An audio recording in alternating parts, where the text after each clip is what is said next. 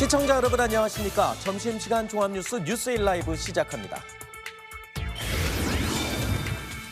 북한 청진 조선소에서 5,000톤급 구축함 진수식 도중에 배가 바다에 띄어지지 못하고 크게 파손되는 사고가 발생했습니다. 진수식 사고를 모두 지켜보던 김정은 위원장은 용납할 수 없는 중대 사고라며 격노한 것으로 알려졌습니다.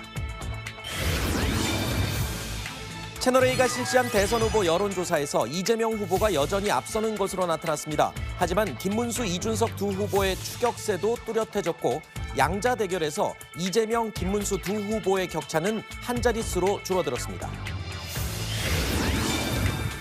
대선 분위기가 이재명 독주로 굳어지고 있는 가운데 김문수 후보가 이준석 후보를 직접 찾아가고 띄워주는 등 단일화에 애를 쓰고 있습니다.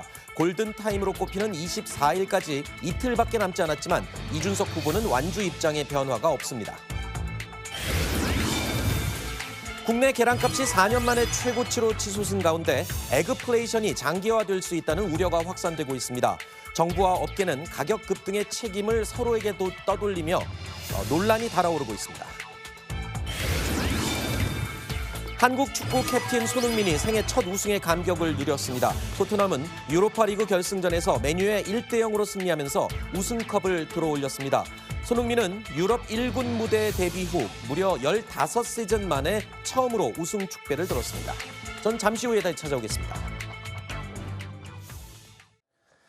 뉴스일 라이브 오늘 첫 소식은 오전에 있었던 속보로 문을 열겠습니다.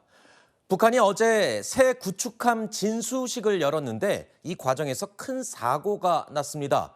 김정은 북한 국무위원장이 지켜보는 가운데 이 사고가 난 건데요. 곧바로 사고 사실을 인정했습니다. 매우 이례적입니다. 자세한 소식 외교안보 국제부 연결해서 알아보겠습니다. 송진섭 기자, 어떤 사고였죠? 북한 보도에 따르면 어제 함경북도 청진조선소에서 새 구축함 진수식 진행 도중 함정이 크게 파손되는 사고가 발생했습니다. 북한 매체들은 오늘 아침 진수 과정의 미숙한 지휘와 조작상 부주의로 인해 선접하공, 즉 함정 바닥에 구멍이 나는 엄중한 사고가 발생했다고 보도했습니다. 새로 만든 함정을 바다를 향해 측면으로 미끄러지듯 띄우려 했는데 배가 평행하게 미끄러지지 못하고 배 앞쪽이 걸리면서 뒤쪽만 내려간 걸로 보입니다.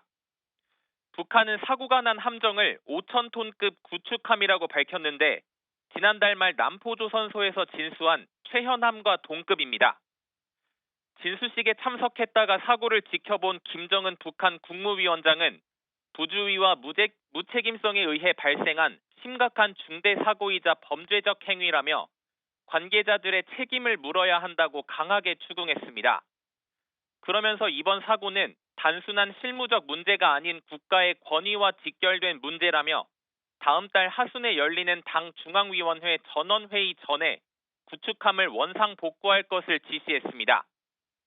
북한이 사고 발생 하루 만에 공식 매체를 통해 해당 사실을 알린 건 이례적인 일입니다. 전문가들은 행사 참석자가 많아 사고 사실의 감축이 사실상 어렵다고 판단한 데다 엄중한 문책을 통해 내부 기강을 다잡으려는 의도로 보인다고 해석했습니다. 합참은 한미 정보당국은 관련 동향을 추적하고 있었다며 현재 사고가 난 함정은 바다에 넘어진 상태라고 밝혔습니다. 이런 가운데 합참은 오늘 오전 북한이 동해상으로 순항 미사일 여러 발을 쐈다고 밝혔습니다.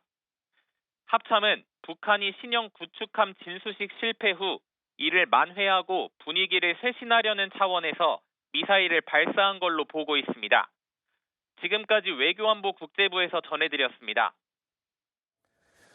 들으신 것처럼 어제 북한이 새 구축함을 바다에 띄우는 과정에서 배가 균형을 잃고 넘어지면서 크게 파손된 것으로 알려지고 있습니다. 김정은 위원장이 모두 이 과정을 지켜봤기 때문에 이번 사고의 파장이 더욱 커질 것으로 우려가 되고 있습니다. 이미 지난달 남포조선소에서 한 차례 구축함 진수식을 진행을 했었는데요. 이번에는 어쩌다가 이런 사고가 발생한 건지 전문가의 의견을 들어보겠습니다.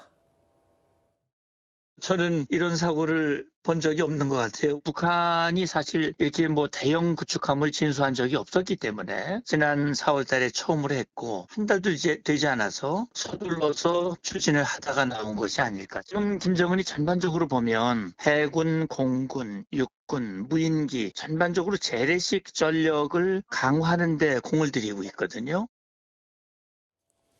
그러니까 지금 북한이 뭔가 서두르다가 이런 사고가 난 게 아니냐 이렇게 추정을 하고 있는 건데요. 일단 표면적으로는 해군력 강화를 내세우고 있는 북한. 왜 이렇게 서둘렀을까요? 전문가는 이렇게 보고 있습니다. 이제 내부적으로 흔들리지 않습니까? 특히 그동안 비밀로 붙여왔던 쿠르스크 파병을 인정을 했잖아요. 내부 단속을 하는 그 연장선에서 저는 급하게 무리하게 추진했다고 생각을 해요. 그리고 6월까지 이걸 원상 복원하라고 그러는데 한 달 만에 가능할까요? 기본적으로 김정은이 원인 제공하는 것이 크다라는 생각이 들고요. 아마 많은 여러 사람들이 처벌을 받을 가능성도 있어요. 김정은은 최근까지도 우리 해군력에 굉장히 밀린다라는 이 불만을 계속 갖고 있었다고 합니다. 그런데 최근에 러시아에 참전하면서 각종 재래식 무기에 대한 기술들을 전수받았을 것으로 추정이 되고 이때다 싶어서 여러 가지 재래식 무기를 개선하고 고치는 데 집중을 하고 있습니다. 그러는 과정에서 내부 결속을 노리는 과정에서 서두르다가 이런 사고가 난 게 아니냐 이런 전문가의 의견인데요. 궁금한 건요. 지금 우리 대선 분위기입니다. 대선 막판까지 지금 분위기가 굉장히 예민한 상황인데 저런 안보 관련 이슈가 예정에 없이 저렇게 발생했을 경우에 혹시 대선 분위기에도 영향을 끼칠 수 있지 않을지 또 이럴 때는 또 대선 주자들의 안보관이 또 갑자기 관심사로 떠오르지 않겠습니까? 저는 이번 대선 국면이 워낙 갑작스럽게 치러지잖아요. 그러면서 후보들의 갖고 있는 경제관이나 안보관 이런 검증이 좀 부족했다라고 평가할 수밖에 없는데 실제로 이재명 후보가 최근에 이런 얘기했어요. 북한이 윤석열 정부 시절에 했었던 자극에도 잘 견뎠다. 또 탱크로 올라갈까 봐 북한으로 오는 구조물들을 만들었다. 이 얘기를 했는데 저는 이게 평소와 같은 대선 국면이었다면 정말 여론에 큰 영향을 줄 만한 사안이었다고 생각하는데 그러지 못했다는 점에서 상당히 아쉽습니다. 남은 선거 기간 동안 저는 북한이 어떤 식으로든 무력 도발에 나설 가능성이 크다고 봅니다. 여기에 대한 어떤 입장을 갖고 있느냐가 이 유권자들의 선택에는 상당히 중요한 기준이 될 수도 있다고 판단하기 때문에 이재명 후보가 갖고 있는 불안한 안보관 이것에 대한 우려는 더 커지지 않겠느냐 이렇게 예상해 봅니다. 북한 김정은이 사실 지금 당장이라도 전쟁이 일어날 것 같은 긴장감을 북한 주민들에게 조성을 하고 있다라고 전해지고 있는데 이번 사고는 뭐 의도적으로 발생한 게 아니기 때문에 갑자기 발생한 사고예요. 그런데 본의 아니게 이제 대선 주자들의 안보관까지 저희가 이렇게 얘기하게 됐네요. 맞습니다. 근데 이번에 발생한 북한에서의 사건 같은 경우는 준비가 안 된 내용이고 기술력이 부족한 건데 그럼에도 불구하고 이런 것을 공개했다는 것은 사실 이게 어차피 위성을 통해서 이런 큰 사고는 삼국이나 다른 나라에 알려질 것을 예상을 했기 때문에 이것을 좀 안정적으로 통제를 하기 위해서 본인들이 미리서 공개를 한 것이 아닌가라고 생각하고 두 번째로는 이제 우리가 이렇게 고난 속에서도 국방력을 강화시키기 위해서 노력하고 있다. 이런 것을 이제 과시하고 싶은 마음도 있었겠죠. 그런데 이제 국민의힘에서 최근에 주장하고 있는 뭐 이재명 후보와 관련된 뭐 탱크, 뭐 담벼 뭐 이런 문제 같은 경우는 사실 이제 비상계엄의 어떤 요건을 충족하기 위해서 북한의 도발을 유도한 것이 아니냐라는 일각의 어떤 의혹에 있어서 연장선이고 이것은 후에 어떤 정부가 들어서든지 간에 특검을 통해서 좀 밝힐 필요가 있다. 이런 말씀 드립니다. 알겠습니다. 자, 그러면 오늘 뉴스에일 라이브가 준비한 이야기 주제 확인해 보시죠.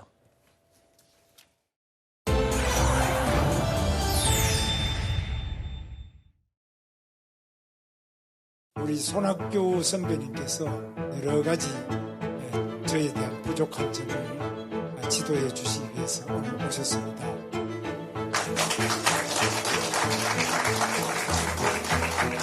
세상에서는 지금 이재명이 대통령 다 된 것처럼 얘기하고 있습니다. 그런데 과연 이재명이 이 위기에 대한민국을 구할 수 있을까? 6월 3일 선거는 더불어민주당의 이재명 대통령 후보를 뽑는 선거가 아닙니다.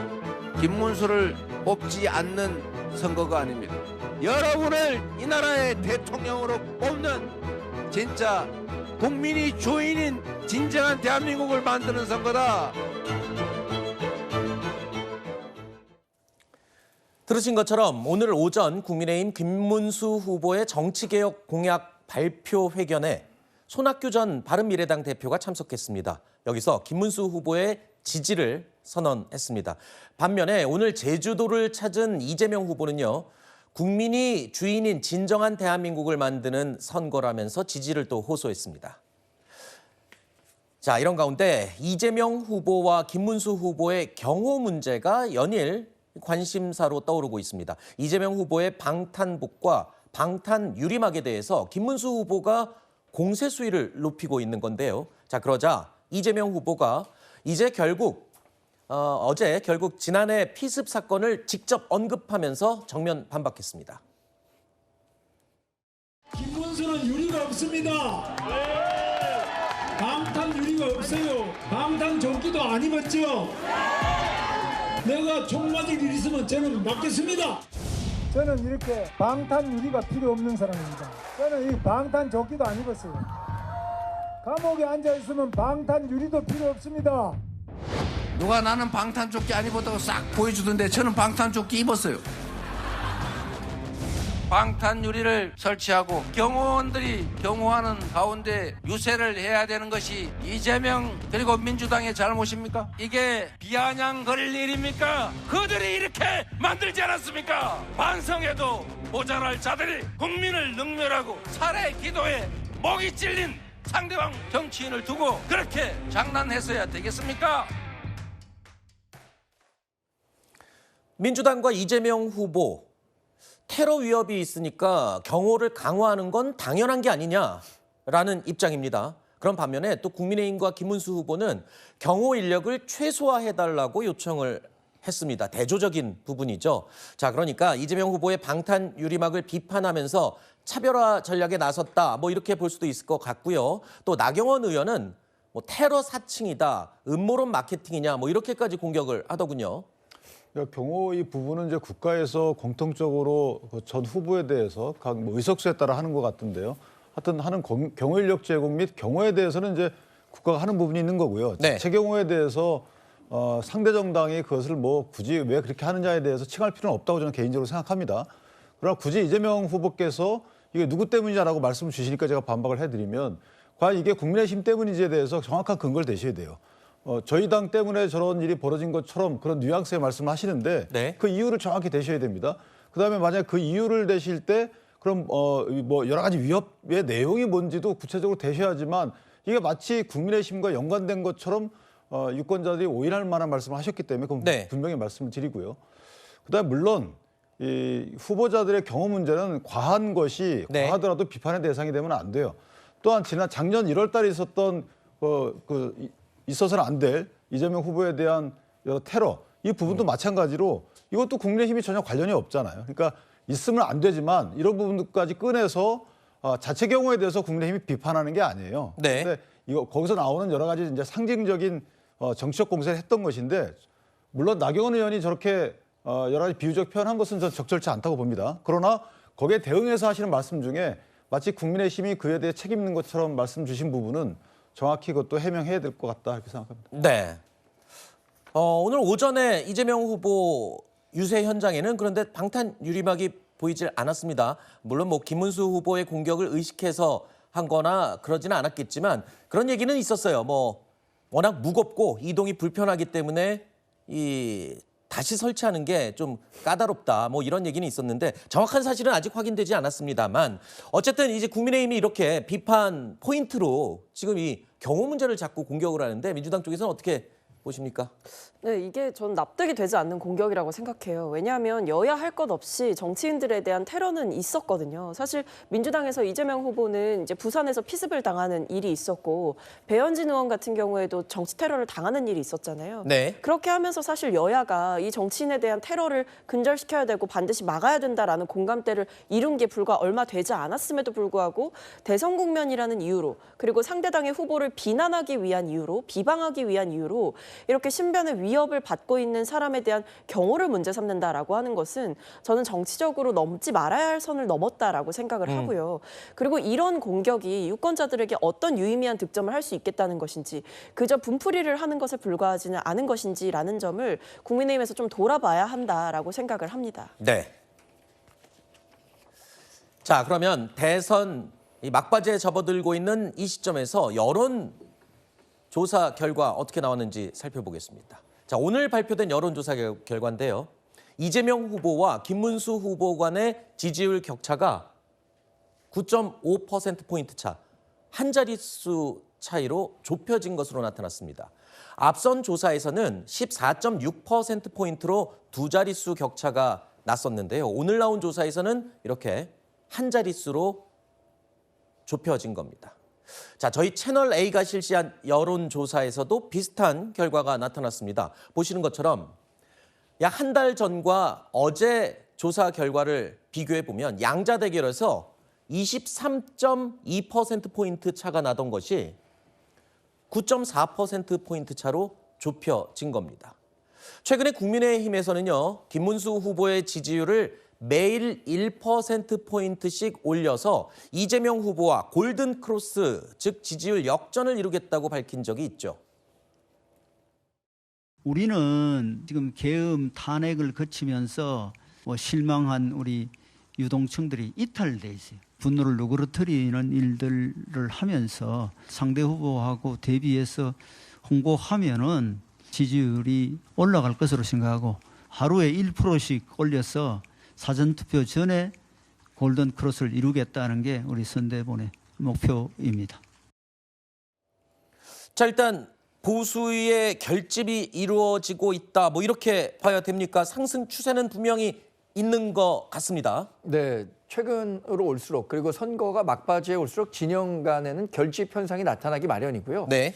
우리 당은 이 경선 과정이 좀 늦었고 단일화 과정에서의 불협화음이 좀 볼썽사납게 인식되면서 지지층 결집이 상대적으로 늦었다고 생각합니다. 근데 이 보수의 결집뿐만 아니라 저는 중도층에서의 이재명 후보로부터의 이탈도 시작됐다고 보는데 지난 그 경제 분야를 중심으로 한 대선 토론 과정을 지켜본 많은 분들이 네. 이재명 후보가 본인은 준비된 대통령 후보라고 얘기하지만 실제로 지난 8년간 세 번째 대통령 선거에 나오는 거거든요. 네. 그럼에도 불구하고 경제 정책에 관한 한 전혀 준비되지 않은 모습들이 보여졌단 말이에요. 여기에 실망한 중도층들이 우리 정당의 김문수 후보 쪽으로 조금씩 관심을 갖고 이탈하고 있다. 이렇게 평가해 봅니다. 네. 물론 지금 남은 기간까지 국민의힘이 원하고 있는 골든크로스가 이루어질지는 아무도 모릅니다. 지켜봐야 되는데 바로 이 부분을 민주당에서도 굉장히 우려했던 거잖아요. 상승 추세, 격차가 좁아지는 부분. 그렇죠? 그러니까 어느 대선이나 51대 49의 경쟁이라고 저는 생각을 하고 네. 어느 대선이나 승부처는 있다고 생각합니다. 네. 근데 아직 제대로 된 승부처가 오지 않았기 때문에 저는 민주당 지지자들도 여기에 대해서 경계를 해야 되고 최근에 민주당 안에서도 이러한 어떤 경고의 메시지가 많이 나오고 있는 것이 사실입니다. 네. 그런데 이제 그나마 다행스러운 점은 어쨌든 윤석열 전 대통령께서 저희 민주당에게는 조금 좋은 호재를 많이 만들어주고 계신다. 네. 그러니까 부정선거 의혹과 관련된 영화를 관람을 하시고 또 여기에 대해서 김문수 후보가 전혀 나쁘다고 이렇게 말을 안 하고 오히려 옹호하는 듯한 이런 발언을 하는 것이 저는 다음 주 여론조사에서 좀 반영이 돼서 또 악재로 좀 들어오지 않을까라고 생각을 하고 그다음에 이제 김건희 여사와 관련된 뭐 샤넬백을 뭐 100만 원 주고 교환하고 200만 원 주고 교환하고 이것을 여비서에게 시켰다. 그래서 건진법사가 내가 특정 종교로부터 가방 받았지만 김건희 여사에게는 전달하지 않았다라는 말이 거짓말로 드러났다고 저희는 보고 있기 때문에 이러한 내용들이 계속해서 진행되면은 국민의힘에게 절대 호재가 아니라 악재가 이어질 것이다 이런 생각합니다. 네. 자, 이렇게 이재명, 김문수 두 후보 간의 좁혀지는 격차, 지지율, 여론조사를 이야기하면 직결되는 이야기가 또 있죠. 바로 단일화.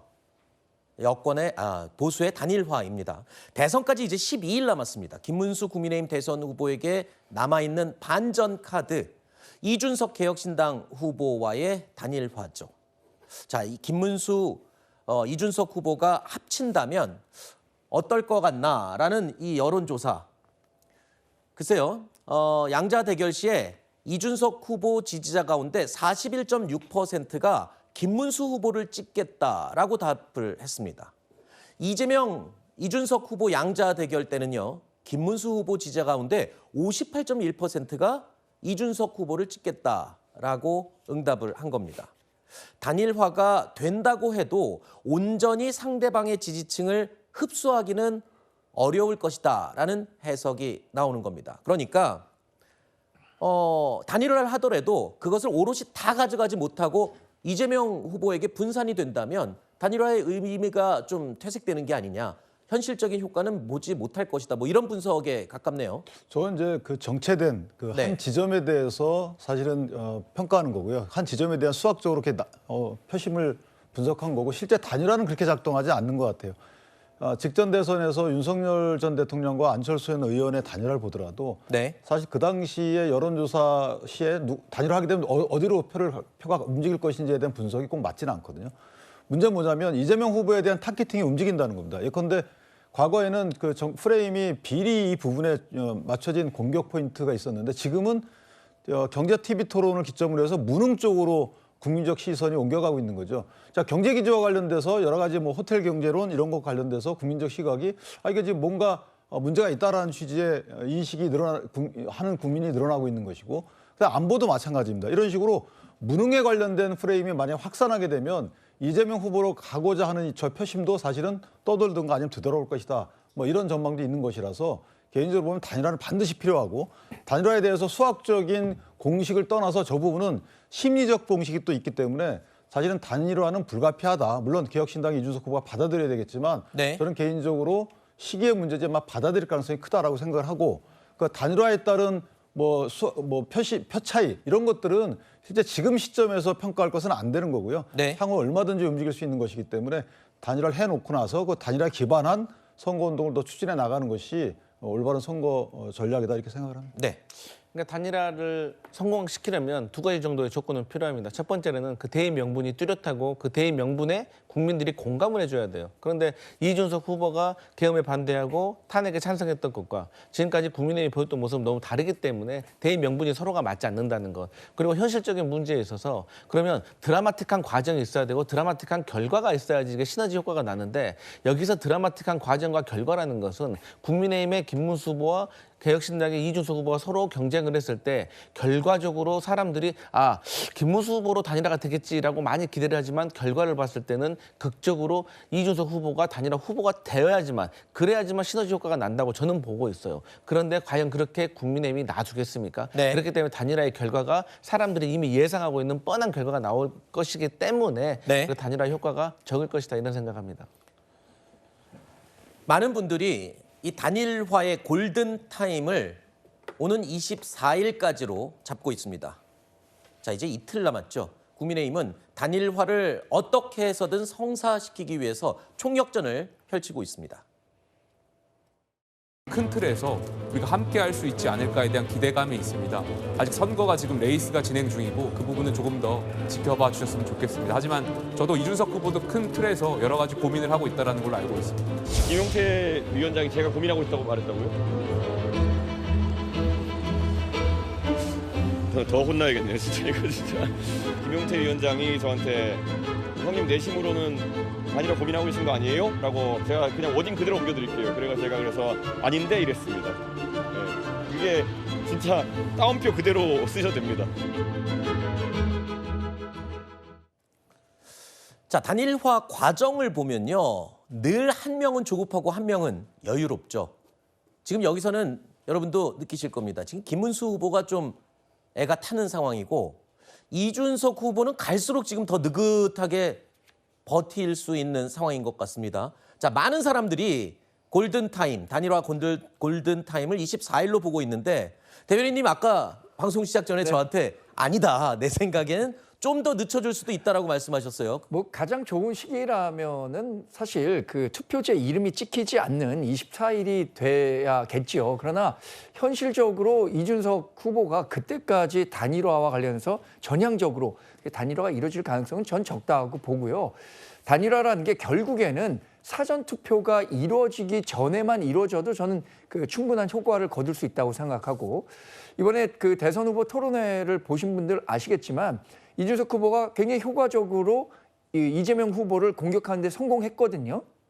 그게 결국에는 중도와 보수 이 중도 진영을 확보하는 데는 큰 도움이 됐다고 생각하고 이준석 후보로서는 27일에 이 3차 토론회가 열리기 때문에 3차 토론회까지 자기가 토론을 한 이후에 어떤 식의 결정을 내린다고 하더라도 저는 그게 크게 늦는 시점은 아니다. 존재감을 더 알리고 마지막까지 TV 토론에 참석해서 본인의 정치적인 어떤 위상을 더 높이고 해도 늦지 않는다. 이준석 후보 입장에서만 본다면 그렇죠. 네. 알겠습니다. 또 이런 의견도 있다는 차원에서 알려드렸습니다. 자, 김문수 국민의힘 후보가요. 오늘 오전에 개헌 정치개혁 공약을 발표했습니다. 자, 국무위원 3분의 1 이상을 40대 이하 젊은 인물들로 임명하고 40대 총리 탄생 가능성도 언급을 했습니다. 한마디로 세대 교체를 하겠다는 건데 바로 이준석 후보를 염두한 것이 아니냐 뭐 이런 시각도 있습니다. 자, 어쨌든 이준석 후보를 향한 국민의힘의 러브콜은 끊이지 않고 있죠. 한때 앙숙으로 꼽혔던 안철수 국민의힘 의원이요. 아예 이준석 후보 유세 현장에 직접 찾아갔습니다. 제가 또 원래 단일화 하면 연관 검색가 또 안철수 대표님 아닙니까? 예. 예. 뭐 그냥 오늘은 예. 이제 제 지금까지 뭐 경험 같은 내용들 좀 진솔하게 솔직하게 조언을 좀 드리고 싶은 부분도 있고 해서 제가 단일화를 해야 된다고 직접적으로 말하지는 않았습니다. 만약에 당으로 오시면 제가 뭐 나이로는 선배이지만 제가 잘 모시겠다. 지금은 저도 그렇고 저희 내부에서도 그렇고 단일화에 대해서 고민하거나 아니면은 거기에 대해서 검토하거나 하지 않고 있습니다. 이준석 후보 단일화 논의에 여전히 선을 긋고 있습니다. 지금은 단일화를 고민 검토하지 않고 있다. 지금은. 정치인의 말은 항상 방점이 찍힌 단어가 중요하죠. 단일화 가능성에 전혀 생각이 없다면 안철수 의원이 찾아오는 걸 만류했거나 올 필요 없어요 라고 했을 텐데 또 오게 냅뒀단 말입니다. 선제적으로 단일화 불가 선언을 할 수도 있는데 말입니다. 그렇기 때문에 끝까지 뭔가 기회를 보고 있는 게 아닌가 이런 해석이 좀 지나치다고 볼지 모르겠습니다만 그런데 오늘 또 이준석 후보가요 SNS에다가 전화 수신을 차단하겠다 또 밝혔습니다. 본심이 뭔가요 도대체? 그러니까 일단은 불필요한 말씀을 주시는 분들이 많아서 수신 차단을 한다라고 하는 걸 보면 이제 본인의 단일화와 관련된 입장은 변함이 없고 똑같은데 똑같은 질문을 계속 하시고 불필요한 말들이 생기니 연락을 받지 않겠다라는 취지로 일종의 선긋기를 한 걸로 보입니다. 근데 뭐 이준석 후보가 저는 개인적으로 단일화에 대해서 전혀 생각이 없다라고 보고 있는데 만약에 혹은 속으로라도 조금이라도 단일화를 할 생각이 있다라고 한다면 최대한 이제 시간을 끌면서 본인에게 유리한 고지를 만들기 위해서 저런 조치를 했을 수도 있다라는 생각은 해볼 수 있을 것 같습니다. 네. 지금 대선 이 상황에서 가장 몸값을 올리기 좋은 유리한 입장이 이준석 후보라는 분석들이 많았죠. 이런 상황에서 개혁신당 쪽에서는요. 아예 당권을 줄 테니 단일화하자는 제안이 있었다라는 주장이 나왔습니다. 지금 국민의힘에서 단일화하자 이렇게 얘기를 하는데 거기에 저희들이 봤을 때 진정성이 1도 없다. 그 사람들이 우리한테 전화를 할 때 하는 얘기가 이준석 후보가 들어와가지고 국민의힘 당권 먹으면 되잖아. 당권 줄 테니까 단일화하자 이런 식으로 말씀을 하신다. 저에게는 옹은 없습니다. 저는 제가 그런 말과 관계없이 제가 국민의힘 대표를 해본 사람인데 당권이니 뭐니 해본 거에 대해서 환상이 없는 사람입니다.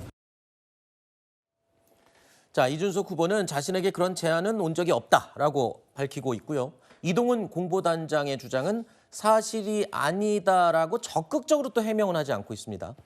일단 단일화 골든타임을 앞둔 지금에 이런 주장들이 나오는 배경 다들 여러 가지로 분석을 하고 있고요. 그런데 한동훈 전 대표를 비롯해서 친한계가 반발을 하고 있는 상황. 근데 이 당권 얘기 뭐 이런 얘기가 지금 나올 수 있을 단계인가요, 벌써? 마음속에는 뭐 그 갖고 계신 분들이 있지 않나요? 지금 네. 뭐 다니시는 분들 중에 있는 걸로 알고 있는데 당권을 위한 행보를 하는 것을 그런 해석이 가능한 행보를 하시는 분들도 있잖아요. 제가 말씀 못 드리지만.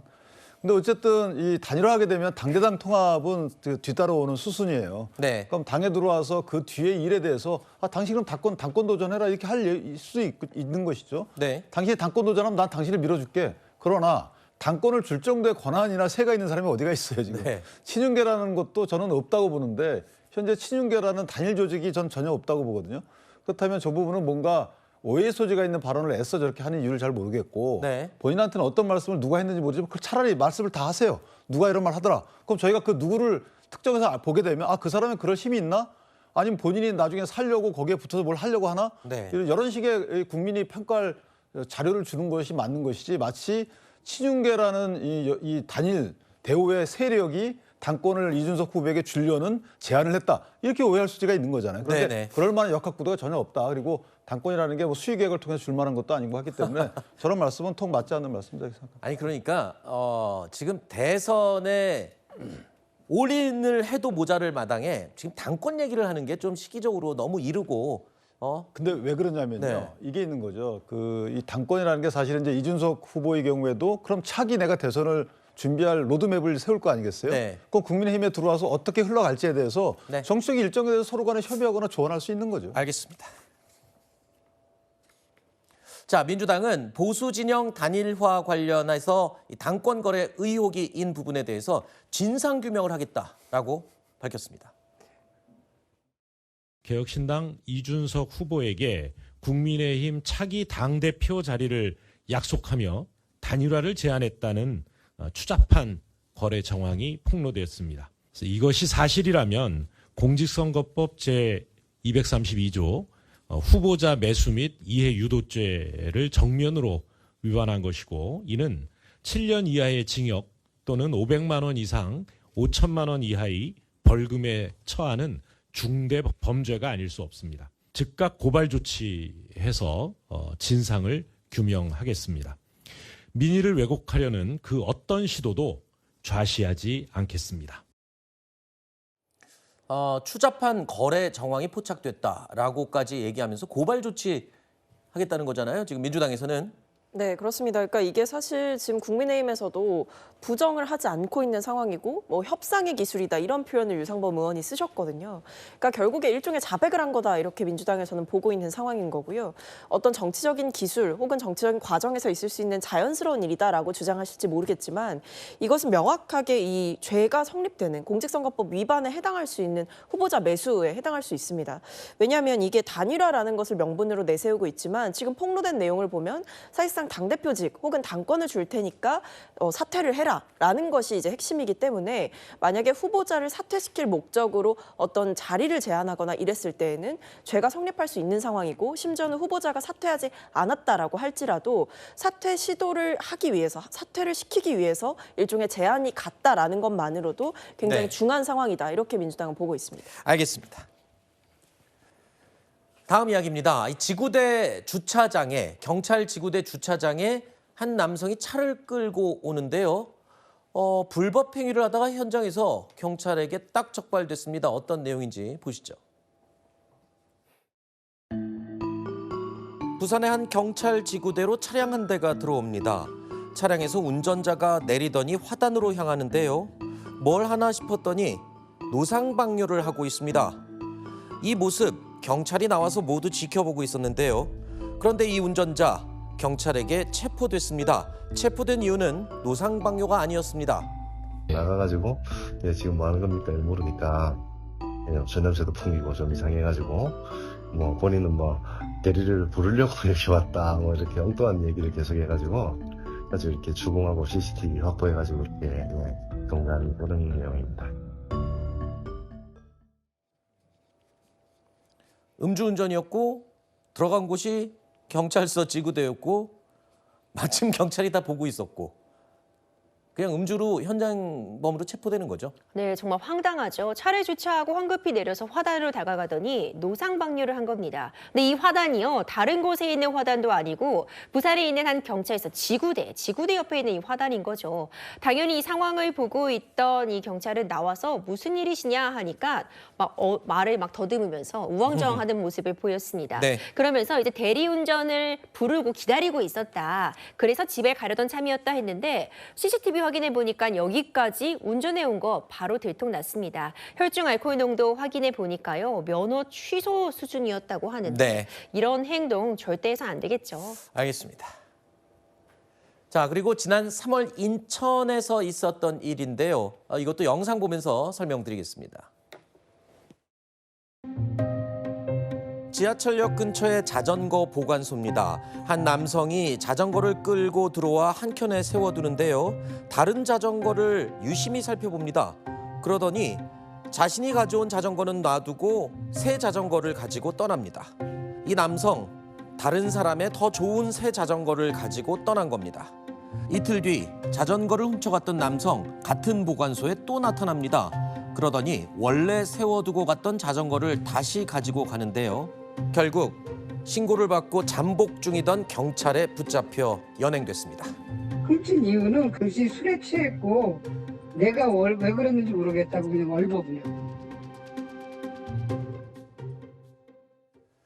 알고 보니까 저 자전거 도둑 집에 경찰이 가봤더니 여러 대가 있었다면서요. 상습적으로 훔쳐왔던 거군요. 상습적이어 보이죠. 자기가 운전해 왔던 그 자전거도 본인께 아니었던 것으로 보입니다. 그것도 훔친 거였어요? 네, 물론 본인은 이건 회사에서 누구나 자연스럽게 이용할 수 있도록 해두는 것이기 때문에 나 훔친 거 아니다라고 주장은 하고 있는데 좀 믿기 어려운 측면도 있어 보이고요. 사실관계 확인이 필요해 보이지만 태연하게 몰고 온 자전거는 두고 다른 자전거를 가지고 유유히 사라집니다. 며칠 뒤에 다시 또 이 장소에 방문해서 다른 훔칠 만한 자전거가 있는지 물색하고 있었던 것으로 보이거든요. 자전거 가져가서는 절대 안 되는 절도에 해당하는 물건 분명합니다. 다시 한번 좀 경각심 가질 필요 있어 보입니다. 알겠습니다. 갔던 데를 또 가고 방법도 똑같고 경찰이 잠복하다가 그대로 잡은 거죠. 자, 저희가 준비한 다음 이야기로 이어갑니다.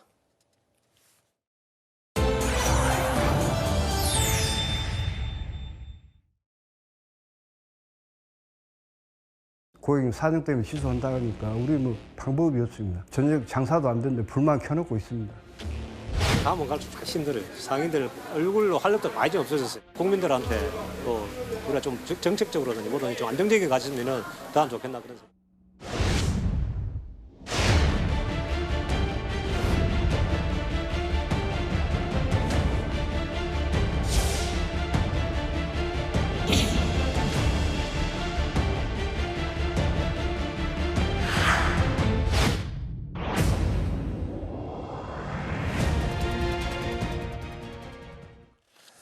자, 길어진 경기 침체.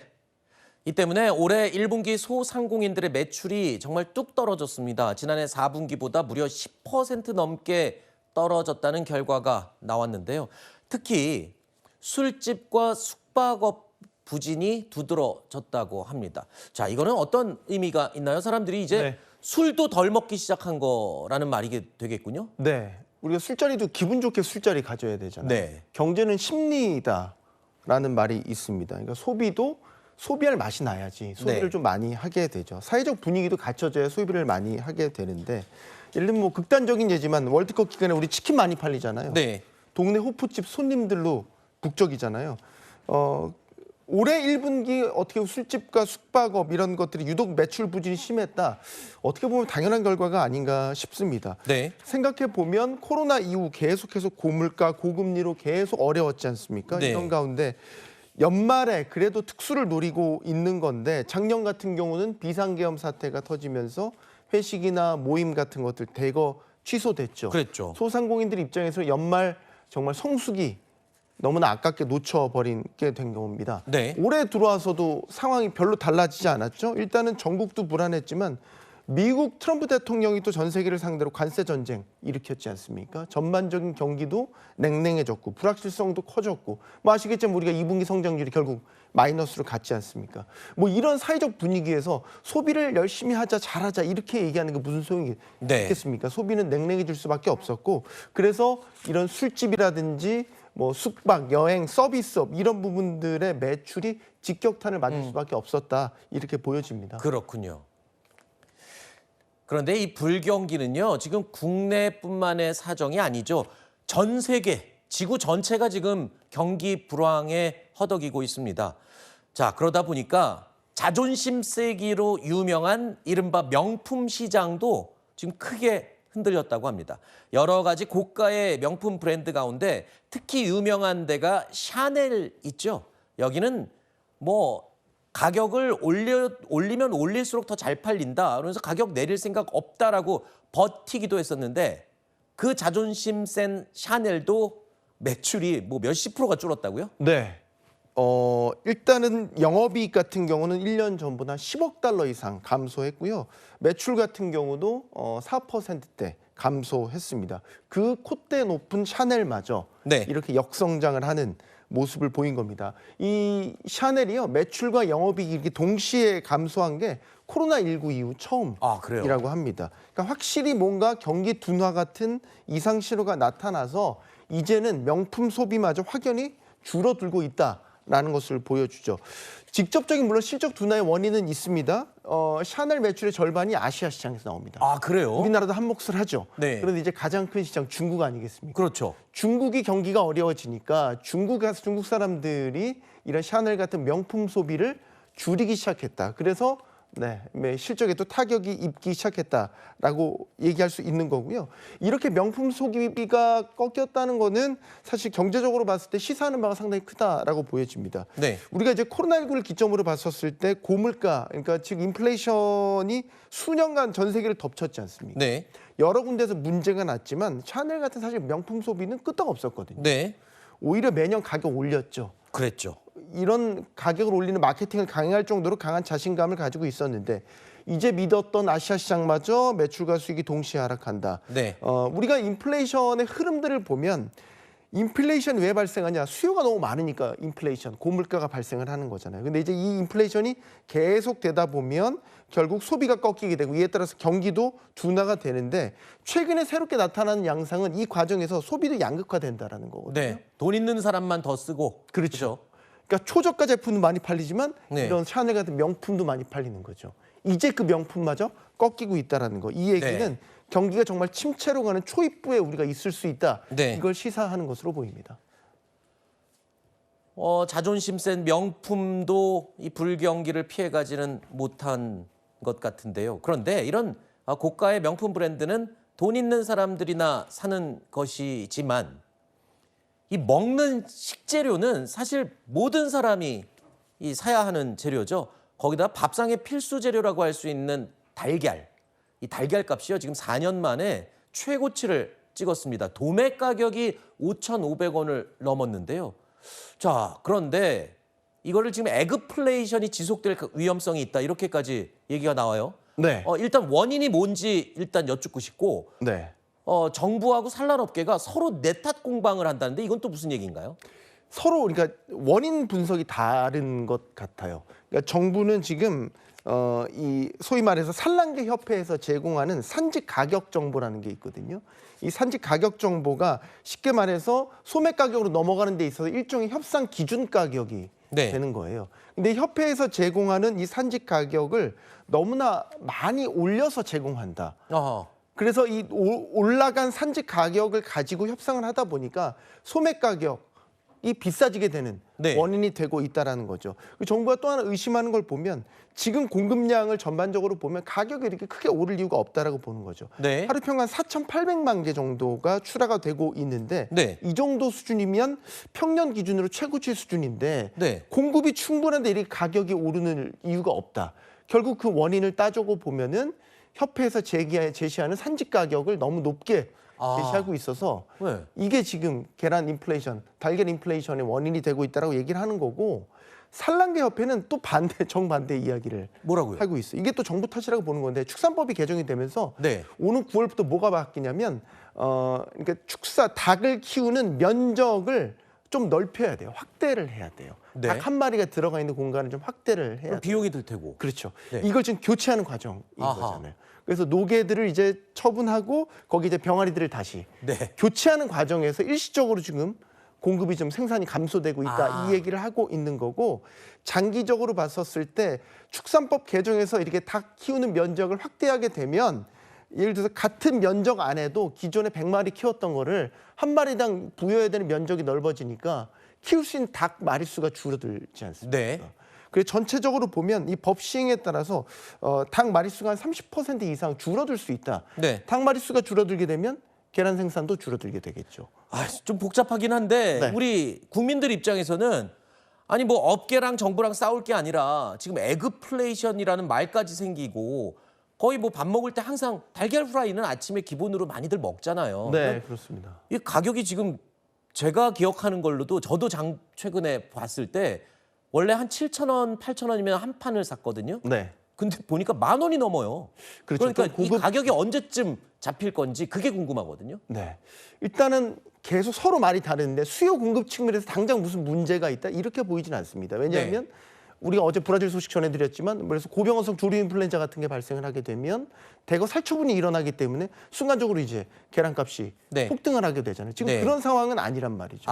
그럼 뭔가 수요 공급의 구조상에서 원인 분석을 따져봐야 되는데 정부와 산란업계가 서로 다른 이야기를 하고 있으니까 네. 진실 누구 공방. 책임이라고 봐야 되나요? 진실 공방의 결과가 나와야 되겠죠. 걱정입니다. 이건 빨리 이 생활 물가에서 이런 먹는 식자재 값 폭등은 정말 큰 부담이 되거든요. 빨리 해결을 해야 될 것 같습니다. 정부가 좀 더 나서서 강력하게 해결을 해야 되지 않을까 싶네요. 자, 그리고 요 이야기 하나 더 짚어보겠습니다. 매년 여름마다 스몰 럭셔리, 그러니까 작은 어떤 음식이나 물건의 행복을 느끼는 젊은 세대들이 만들어낸 말인데 스몰 럭셔리로 인기를 끈 제품이 바로 저 망고 빙수라는 겁니다. 그런데 이게요, 호텔에서 주로 판다는 거잖아요. 네. 전 저 가격 듣고 깜짝 놀랐습니다. 원래 저게 유행했을 때 한 7, 8만 원 했었는데 인기가 치솟고 없어서 못 팔았다고 하는데 요즘 가격이 2배나 올라서 빙수 하나에 15만 원이라고요. 근데 네. 15만 원도 깜짝 놀랐는데 아무나 못 먹는다면서요. 이거 줄 서서 먹어야 돼서. 그래도 잘 팔린다. 그래요? 그거 아닙니까? 저 15만 원짜리 이 빙수를 팔고 있는 곳이 요 근처에 있습니다. 요 근처에 모 광화문 호텔에서. 근처에? 네. 아 근데 그냥 이름이 나왔군요. 네. 저렇게 지금 팔고 있습니다. 이게 작년 가격이 12만 원대였는데 거의 20% 가까이 가격 인상을 했어요. 네. 그래도 잘 팔린다. 라는 거죠. 지금 서울 고급 호텔 지금 보시면 아직은 대부분 좀 고급 빙수라고 하면 호텔에서 판매하는 건 이제는 다 10만 원 넘습니다. 혹시 드셔보셨는지 모르겠는데 사실 일반 서민들이 엄두도 내기 힘든 가격이잖아요. 교수님 드셔보셨습니까? 저는 저렇게는 못 먹어봤는데 저도 비싸다고 해서만 7만 원 정도짜리 먹어본 것 기억이 있긴 한데 저렇게까지 비싼 거는 사실 저도 엄두가 안 나거든요. 아니 근데 저거 망고 요즘 수입 과일 코너에 보면 요즘 흔하게 있거든요. 네. 한 박스 사도 2만 원, 뭐 15,000원 이렇게 사는 걸로 저희가 기억하는데 저게 왜 저렇게 비싼 거예요? 근데 물론 저 망고 가격 때문에만 저렇게 가격이 비싸진 건 아니겠죠. 아, 그래요? 예. 뭐 여기에 들어가는 각종 인건비부터 해서 워낙 서울 주요 지역에 위치하고 있는 것이면 뭐 전반적인 물가가 다 비쌀 수밖에 없겠지 않습니까? 네. 저는 게 종합된 가격이긴 한데 저는 저 15만 원짜리 이 망고 빙수도 결국에는 인플레이션이 만들어낸 어떻게 보면 거품 소비의 끝자락이 아닌가 이런 생각도 들어요. 결국에는 불경기가 되고 그러니까 인플레이션이 지속되면서 결국 경기 침체가 오게 되면 아까 소비 양극화 말씀드렸는데 소득도 사실 분위별로 격차가 커지거든요. 1분위와 5분위의 소득 격차 커지고 소비도 그러니까 양극화되죠. 그러니까 이런 인플레이션 문제가 해결되지 않는 가운데 지금 저런 현상들이 나타나고 있는 거고 결국에는 이거는 경기 침체로 가게 되면 동반 소비 부진에 빠질 수밖에 없다고 봅니다. 알겠습니다. 저 과일 가게에서 망고 하나 사다가 우유 얼려서 집에서 좀 만들어 먹어야 될 것 같습니다. 좋은 방법. 알겠습니다. 자, 저는 60초 후에 다시 돌아오겠습니다. 뉴스일 라이브 잠시 후에 2부가 계속 이어집니다. 채널 고정해 주십시오.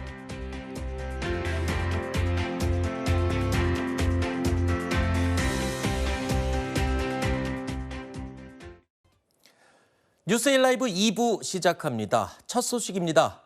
세계 화장품 ODM 업계 3위인 콜마그룹 오너 일가의 남매 간 분쟁이 격화되고 있습니다. 장남 윤상현 콜마홀딩스 부회장과 동생 윤여원 콜마 B&H 이 대표가 맞붙은 건데요. 최근에 소송전까지 나섰습니다. 우연기 기자의 보도입니다. 세계 화장품 연구개발 생산업계 3위 콜마그룹의 윤상현, 윤여원 두 남매의 경영권 다툼이 수면 위로 드러난 건 지난 9일입니다. 장남 윤상현 부회장이 경영 중인 콜마홀딩스와 차녀 윤여원 대표가 이끄는 콜마 B&H가 경영권 분쟁 중이라고 공시한 겁니다. KBT가 글로벌에서 성공을 유지할 수 있는 훌륭한 생태계가 구축이 돼 있고 국내 1위 건강기능식품 ODM 기업으로서 남매 간 갈등은 장남인 콜마홀딩스 윤 부회장이 동생 윤 대표가 이끄는 콜마 B&H의 경영진 교체 작업에 나서면서 시작됐습니다. 건강기능식품 사업 실적이 부진하다는 이유를 들어 윤 부회장 본인 등이 콜마 B&H 이사회에 진입하려 한 겁니다. 동생인 윤 대표가 이를 거절하자 윤 부회장 측은 법원에 이사회 개편을 위한 임시주총을 소집해달라고 소송을 냈습니다. 콜마홀딩스는 콜마 B&H의 경영 쇄신과 주주가치 제고에 나서겠다는 입장이고 콜마 B&H는 경영진 교체 요구는 시기상조라고 맞서고 있습니다. 다만 지분 구조는 장남 윤 부회장에게 유리한 것으로 분석됩니다. 콜마 B&H의 최대 주주는 44.63% 지분을 가진 콜마홀딩스인데 콜마홀딩스의 최대 주주가 윤 부회장이기 때문입니다. 반면 동생 윤 대표는 콜마 B&H의 지분이 7.7%에 불과합니다. 부친인 콜마그룹 윤동환 회장도 직접 중재에 나서고 있지만 남매 간 갈등은 쉽게 가라앉지 않을 전망입니다. 채널A 뉴스 우형기입니다. 수년째 이어지고 있는 인명피해로 SPC에 대한 불매운동이 확산되고 있습니다. 최근에 없어서 못 살 만큼 인기가 높았던 크보빵 콜라보까지 멈춰야 한다는 캠페인이 생겼습니다. 배정현 기자의 보도입니다. 이번 경기도 시흥 제빵 공장 사망 사고까지 SPC의 인명사고는 반복되고 있습니다. 중대재해처벌법 제정 이후 지난 3년간 SPC 계열 공장 사고로 사망자 3명, 부상 사고는 5명에 달합니다. SPC의 잇따른 사망 사고에 소비자들 사이에선 불매 운동이 재점화되고 있습니다. 특히 최근 프로야구 인기 속에 없어서 못 팔던 일명 크보빵에 대한 반감 역시 커지는 모습입니다. 저희 선수들 뽑으려고 많이 사 먹었었어요. 저는 앞으로 안 사 먹을 것 같아요. 좀 마음이 불편해가지고 꺼려지게 되는 것 같아요. 요즘엔 좀 시끄러우신 것 같은데 매일 오셔서 가져가시는 분들이 안 오신 것 같아요. 한 사이트에는 제품 콜라보도 멈춰야 한다며 캠페인이 벌어졌습니다. 뭐 사람이 먼저니까 그냥 저도 불매에 동참을 하려고 합니다. 불매운동 조짐은 SPC의 전 계열사로 확대되고 있습니다. 온라인 커뮤니티에는 SPC의 제품을 정리해놓거나 불매글들이 쏟아집니다. 소비자 발길이 줄어든 매장도 생겼습니다. 확실히 좀 적긴 해요. 영향이 좀 있긴 한 것 같나요? 네. SPC 측은 사건 수습과 재발 방지에 노력하겠다면서 가맹점들의 피해가 없도록 세심하게 신경 쓰겠다고 밝혔습니다. 채널A 뉴스 배정현입니다.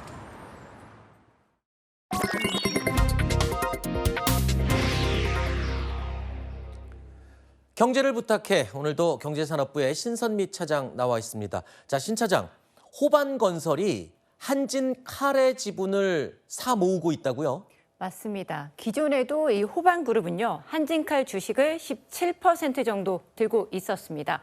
그런데 최근 추가 매입을 해서 18.46%를 가지고 있다고 이제 공시를 한 건데요. 이 때문에 일각에선 호반이 경영 참여를 하려는 것 아니냐, 이런 얘기가 나옵니다. 이에 호반에서는 일단 단순 투자 목적이다, 이렇게 공시했습니다. 뭐 다들 저렇게 얘기를 합니다만 네. 한진그룹 입장에서는 경영권 방어를 위해서 불안할 수밖에 없는 입장일 텐데 지분 차이가 어느 정도 됩니까? 조원태 회장을 포함해서 이 대주주 지분이 높지가 않습니다. 아하. 20.13%인데요. 호반과 지분 차이는 1.67%포인트에 불과합니다. 네. 한진그룹 입장에선 이 호반이 단순 투자라고 했지만 가만히 있을 수 없겠죠. 한진그룹은 이 한진칼이 가지고 있는 자사주 일부 0.7% 정도를 사내 근로복지기금에 출연했습니다. 원래 자사주는요, 이 의결권이 정지가 돼 있습니다. 자사주를 제3자한테 매각하거나 양도 또는 증여하는 경우에만 이 다시 의결권이 살아나는데요. 이로써 조원태 회장의 우호 지분이 조금 늘어나서 호반과의 지분 격차를 2.2%포인트로 벌리게 됐습니다. 네. 호반건설 측은 단순 투자다라고 계속 밝히고는 있지만 그래도 이렇게 자꾸 지분을 늘리는 이유 전문가들은 뭐 어떻게 추정을 하고 있습니까? 이 얘기를 하려면요. 이 과거로 조금 거슬러 올라가야 되는데요. 네. 호반은 한진그룹과 그 경영권 분쟁을 겪었던 KCGI라는 이 사모펀드가 들고 있었던 한진칼 지분을 2022년에 매입을 했습니다. 아하. 당시 이제 KCGI가 들고 있던 한진칼 지분은 17%인데요. 이를 이제 호반그룹이 인수를 하면서 한진칼 2대 주주로 올라선 겁니다. 앞서 2015년 호반은 아시아나항공의 모회사인 금호산업 인수도 추진했던 전례도 있는데요. 이 때문에 일각에선 호반이 항공업 진출에 관심이 있는 것 아니냐 이런 관측이 나오는 겁니다. 네, 뭐 현재로서는 그럴 가능성은 구체적으로 나오지는 않지만 어쨌든 경영 분쟁이 일어날 가능성도 배제할 수는 없어요. 근데 만에 하나 경영권 분쟁이 일어난다면 조원태 회장이 뭐 막을 수 있는 방법, 카드는 있나요? 좀 지분을 봐야 되는데 네. 조원태 회장 측의 이 지분이 약 20%로 적습니다. 하지만 이제 우호 지분이 있는데요. 한진칼 3대 주주 델타항공이 14.9%를 들고 있습니다.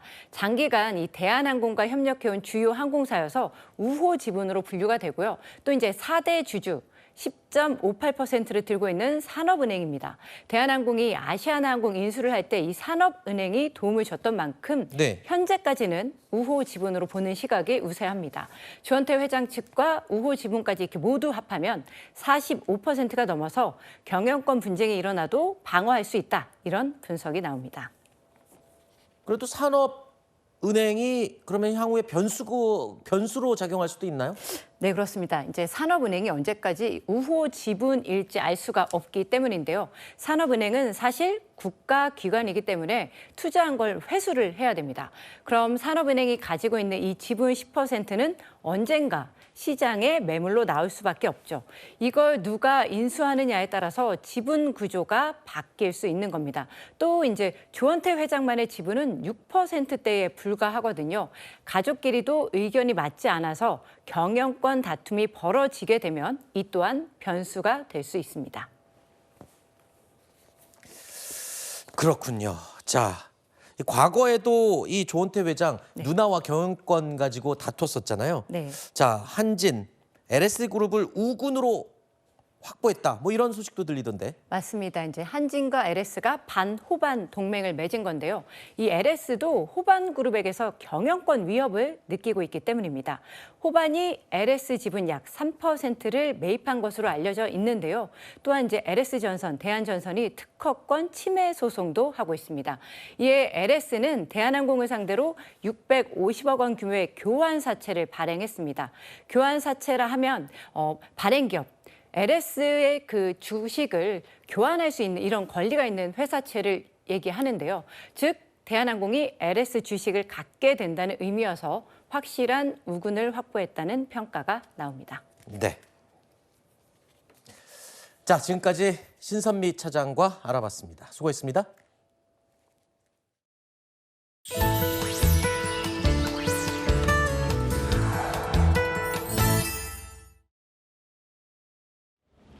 오늘도 습도 높은 더위가 기승입니다. 가만히 있어도 땀이 흘러서 이렇게 시원하게 솟아오르는 분수 앞에 발걸음이 절로 멈추는데요.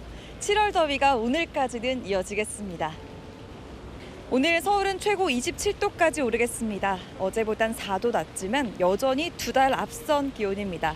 이 더위는 내일부터 꺾일 전망입니다. 다른 지역은 기온이 더 내려갈 텐데요. 춘천과 대전 25도, 전주도 25도, 대구는 22도가 되겠습니다. 수도권과 강원은 차츰 맑아지겠고 충청 이남 지역에는 5에서 10mm의 약한 비가 내리겠습니다.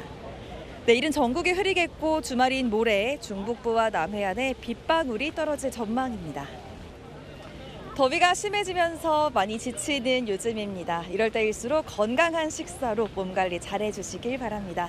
지금까지 서울 광화문 광장에서 날씨였습니다. 뉴스데이 라이브 2부를 마칩니다. 시청해주신 여러분 고맙습니다.